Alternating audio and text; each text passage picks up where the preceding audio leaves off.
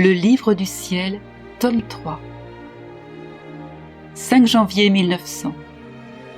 Alors que le péché blesse l'âme et lui donne la mort, le sacrement de la confession lui redonne vie, guérit ses blessures, redonne vigueur à ses vertus, et cela plus ou moins selon ses dispositions. C'est ainsi que travaille ce sacrement. Alors que je me trouvais dans mon état habituel, je me suis sentie quitter mon corps et j'ai trouvé mon adorable Jésus. Mais, oh, comme je me suis vue remplie de péché en sa présence. Intérieurement, j'ai senti un désir très fort de me confesser à notre Seigneur.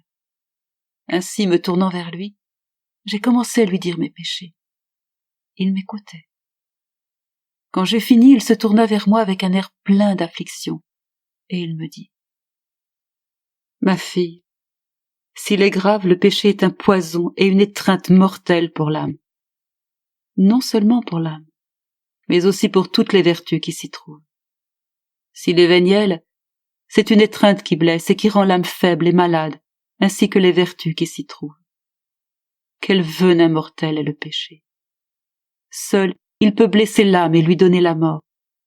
Rien d'autre ne peut nuire à l'âme. Rien d'autre ne peut la rendre laide et haïssable devant moi. Seulement le péché. Comme il disait cela, j'ai compris la laideur du péché. J'ai ressenti une telle douleur que je ne sais pas comment l'exprimer.